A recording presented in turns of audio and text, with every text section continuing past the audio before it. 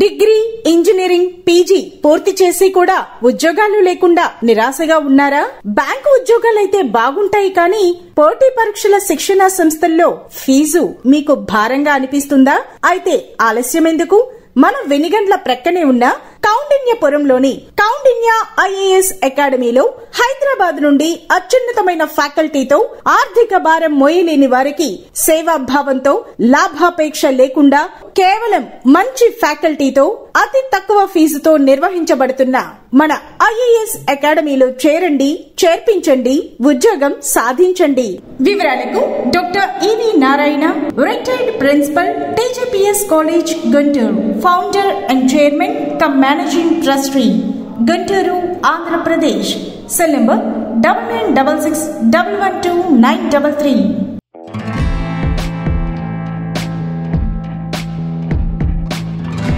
SHO AP TV ప్రేక్షకులకు నా నమస్కారాలు తెలియపరుచుకుంటున్నాను.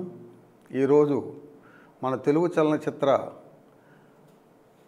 పరిశ్రమలో పలు చిత్రాలలో నృత్య తారులుగా వెలుగొంది ప్రముఖ నటులు నందమూరి తారక రామారావు గారు, అక్కినేని నాగేశ్వరరావు గారు, సూపర్ స్టార్ కృష్ణ గారు, నటభూషణ్ శోభనబాబు గారు చిత్రాలకు పోటీగా ధీటుగా నిలిచి వారి చిత్రాలు ఎంతగా విజయవంతమైనవి అనే విషయాన్ని ఈరోజు మనం మాట్లాడుకుందాం. ముందుగా విజయలలిత చిత్రానికి చెప్పుకునే ముందు మన తెలుగు చలనచిత్ర పరిశ్రమలో 1966 గూఢచారి 116 చిత్రం విజయవంతం కావడంతో జానపద చిత్రాలకు వన్నె తగ్గి క్రైమ్, సస్పెన్స్, కౌబాయ్ చిత్రాలకు నిర్మాత, దర్శకులు అధిక ప్రాధాన్యత ఇచ్చారు. ఈ యొక్క ప్రాధాన్యత ఇవ్వటంలో భాగంగా క్లబ్ డ్యాన్స్ లేదా హీరో లేదు విలన్ని కవ్వించి మత్తెక్కించే పాటలలో నృత్య తారల అవసరం అధికంగా కనిపించింది. ఆ సమయంలో 1966లో భీమాంజనేయ యుద్ధం చిత్రం ద్వారా పరిచయం కాబడినటువంటి విజయలలిత 1970 ఆ ప్రాంతం వరకు నృత్యతారగా నటించినప్పటికీ 1970లో వచ్చినటువంటి రౌడీ రాణి చిత్రంతో చిత్ర పరిశ్రమలో ఒక కొత్త ఒరవడిని తీసుకొచ్చినటువంటి నటి శ్రీమతి విజయలలిత గారు. అప్పటి వరకు హీరో అంటే కృష్ణ, శోభన్ బాబు, అక్కినేని నాగేశ్వరరావు తదితర యాక్టర్స్. కానీ ఈ చిత్రానికి వచ్చేటప్పటికి రౌడీ రాణి చిత్రంలో హీరో, హీరోయిన్ లేదా చిత్రం శాంతం కూడా విజయలలిత మీదనే నడిచేటటువంటి చిత్రం రౌడీ రాణి. ఆ 1970లో అక్కినేని నాగేశ్వరరావు గారు, రామారావు గారు నటించినటువంటి చిత్రాలు వచ్చినప్పటికీ 1970లో కోడలు దిద్దిన కాపురం లాంటి చిత్రము, మరి కొన్ని చిత్రాలు వచ్చినప్పటికీ అన్ని చిత్రాల కన్నా ఎక్కువ కలెక్షన్స్ వసూలు చేసిన చిత్రం రౌడీ రాణి.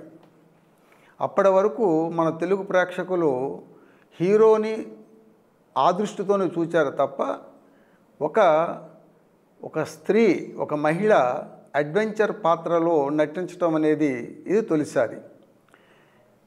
ఇంకా ముందుకు వెళితే మనకు 1935లో ఫీర్లెస్ నదియా నటించినటువంటి హంటర్ వాలీ చిత్రాన్ని కనుక చూస్తే హోమీ వాడియా ఆమె భర్త దర్శకులు.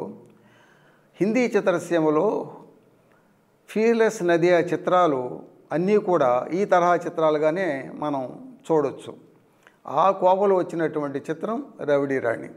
ఈ చిత్రాన్ని అదే చిత్ర నిర్మాతలు రాణి మేరే నామ్ అనేటటువంటి టైటిల్ మీద మళ్ళీ హిందీలో కూడా నటించడం కూడా జరిగింది. ఈ విధంగా విజయలలిత రౌడీ రాణి చిత్రంతో ఒక లేడీ బాస్ అనేటటువంటి టైటిల్ని వారు పొందడం జరిగింది. ఆ పరంపరలో కృష్ణ గారుతో ఎక్కువగా నటించినటువంటి చిత్రాలు చలాకీ రాణి కిలాడి రాజా, ఒకనారి 100 తుపాకులు, జేమ్స్ బాండ్ 007 లాంటి చిత్రాలు ప్రముఖంగా చెప్పుకోవచ్చు. నందమూరి తారక రామారావు గారు నటించినటువంటి అన్ని జానపద చిత్రాల్లోనూ విజయలలిత డ్యాన్స్ తప్పనిసరిగా ఉండి తీరాల్సిందే. అదేవిధంగా అక్కినేని నాగేశ్వరరావు గారితో నటించినటువంటి బలేరంగడి చిత్రంలో కూడా హీరోయిన్ వాణిశ్రీ అయినప్పటికి కూడా ఆమెతో సరిసమానమైనటువంటి పాత్రను ఇచ్చి ప్రోత్సహించారు దర్శకులు తాతినేని రామారావు గారు.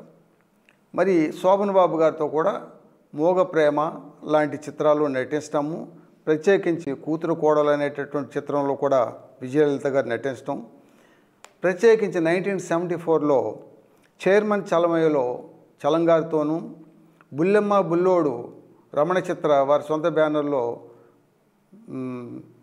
చలం గారితో విజయలలిత గారు నటించడము, తరువాత చలం గారితో నటించినటువంటి అన్ని చిత్రాల్లో కూడా ఘన విజయం సాధించినటువంటి సినిమా చరిత్ర వారిది. తరువాత చిట్ట చివరిసారిగా 1996లో సాహస వీరుడు సాగర కన్య అనేటటువంటి రాఘవేంద్రరావు గారి దర్శకత్వంలో నటించినటువంటి విజయలలిత గారు ఆ రోజుల్లో నృత్యతార ఒక హీరో ప్లస్ హీరోయిన్ పాత్రల వైపుకు మరలి ఎన్నో గొప్ప చిత్రాల్లో నటించి అగ్రనటులకు ధీటుగా వారి చిత్రాలు విజయవంతం కావడం అనేది ఒక విశేషం. రెండవ వారు జ్యోతిలక్ష్మి.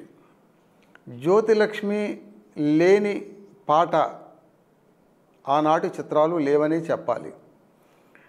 1970 దశకం వచ్చేటప్పటికి జానపద చిత్రమైన, సాంఘిక చిత్రమైన, అడపాదడపా కొన్ని పౌరాణిక చిత్రాలలోనూ జ్యోతిలక్ష్మి నృత్యం ఖచ్చితంగా ఉండి తీరాలి. అలాంటి పరిస్థితుల్లో ఎప్పుడైతే రౌడీ రాణి చిత్రం ఘన విజయం సాధించిందో పిఎస్ఆర్ పిక్చర్స్ పింజల సుబ్బారావు గారు, పింజల నాగేశ్వరరావు గారు మళ్ళీ జ్యోతిలక్ష్మి గారిని కొరడా రాణి అనేటటువంటి టైటిల్తో వారు కేఎస్ రెడ్డి గారు నృత్య దర్శకులు దర్శకత్వంలో కూడా వారు నటించగా ఆ చిత్రం కూడా గొప్ప ఘన విజయం సాధించింది. అంతేకాదు జ్యోతిలక్ష్మి డ్యూయల్ రోల్ నటించినటువంటి చిత్రము జ్యోతి లక్ష్మి. ఈ 2 టైటిల్స్లోనూ ద్విపాత్రాభినయంలో నటించినటువంటి ఒకే ఒక్క నృత్యతార జ్యోతిలక్ష్మి గారు. ఆ చిత్రం కూడా ఎంతో ఘన విజయం సాధించింది. అంతేకాదు కాంతారావు గారు నటించినటువంటి జానపద చిత్రాల్లోనూ, తరువాత కృష్ణ గారు నటించినటువంటి కౌబాయ్ క్రైమ్ సస్పెన్స్ థ్రిల్లర్ చిత్రాల్లోనూ జ్యోతిలక్ష్మి పాట కోసం ఆనాడు వెళ్ళి పదే పదే చూచినటువంటి ప్రేక్షకులు, ఆనాటి యువత మేము ప్రత్యక్షంగా అప్పట్లో ఆ వయసు వాళ్ళం కాబట్టి మేము కూడా చూసిన వాళ్ళలో ఉన్నాము. అదేవిధంగా జ్యోతిలక్ష్మి యొక్క చెల్లెలైనటువంటి జయమాలిని కూడా మొట్టమొదటిసారిగా భీపట్లాచార్య గారు మన తెలుగు పరిశ్రమకి ఆడదాని అదృష్టం చిత్రం ద్వారా పరిచయం కాబడింది. విజయలలిత రౌడీ రాణి, జ్యోతిలక్ష్మి కొరడా రాణి చిత్రాలతో పాటుగా మరి విభిన్న రీతులలో జగన్మోహిని అనేటువంటి చిత్రంలో ఆనాటి నందమూరి తారక రామారావు గారు, కె రాఘవేంద్రరావు గారు దర్శకత్వంలో నటించినటువంటి గొప్ప చిత్రాలతో పోటీగా జగన్మోహిని ఢీ అంటే ఢీ కొట్టి ఘన విజయం సాధించినటువంటి చిత్రం. అంటే ఆ చిత్రంలో చిన్నపిల్లలకు కావాల్సిన వినోదాలన్నీ కూడా భీపట్లాచార్య గారు సంపూర్ణంగా పుష్కలంగా ఉండటంతో కుటుంబాలు కథలు వెళ్ళి చూసినటువంటి చిత్రం జగన్మోహిని. అదేవిధంగా గంధర్వ కన్య లాంటి చిత్రాలు. ఇక ఆ వరవడిలో నరసింహరాజు హీరోగా, జయమాలిని హీరోయిన్గా నటించినటువంటి చిత్రాలన్నీ కూడా బహుశా అన్నీ కూడా విజయవంతం జరిగినాయి.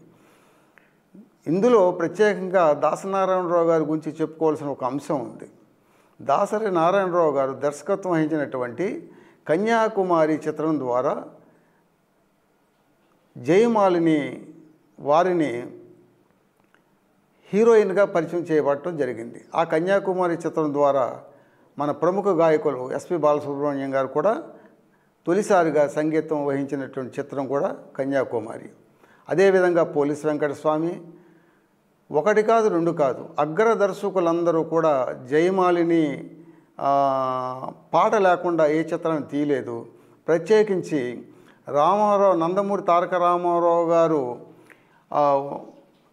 1975 తర్వాత వారి నటించిన చిత్రాల్లో వచ్చిన మార్పులలో ఎక్కువ శాతం హిందీ రీమేక్ చిత్రాలు ఎక్కువ తీయటం వలన ప్రతి చిత్రంలో కూడా తప్పనిసరిగా జయమాలిని నందమూరి తారక రామారావు గారు యొక్క ఒక ప్రత్యేకమైనటువంటి శైలిలో ఆనాటి సంగీత దర్శకులు, ఆనాటి పాటల రచయితలు వేటూరి సుందరమూర్తి గారు లాంటి వారు చాలా గొప్పగా వ్రాసి చాలా చిత్రాలకు విజయానికి కారకులైనటువంటి నటీమణులు విజయలలిత, జ్యోతిలక్ష్మి మరియు జయమాలిని గారు. ఎందుకు చెప్తున్నామంటే ఈ తెలుగు చలనచిత్ర పరిశ్రమే కాదు, ఏ చిత్ర పరిశ్రమలో కూడా ఏ నటులు పాత్రలు మనం ఇవ్వాలే తప్ప ఏ పాత్రనైనా అవలీలగా పోషించగలరు అనేటటువంటి విషయాల్లో ఈ ముగ్గురు గురించి చెప్పుకోవడం జరిగింది. అలాగే సిల్క్ స్మిత గారు సీతాకోకచిలుకలో గొప్పగా నటించి మంచి పేరు సంపాదించుకున్నటువంటి చిత్రాలు, అలాగే చాలామంది చాలా నృత్యతారలు గొప్ప గొప్ప చిత్రాలు నటించి మన తెలుగు చలనచిత్ర పరిశ్రమలో వారికి ఒక ఉనికిని, ఒక గుర్తింపుని తెచ్చిపెట్టుకున్నారనే విషయాన్ని మీకు తెలియపరుచుకున్నాను. నమస్తే.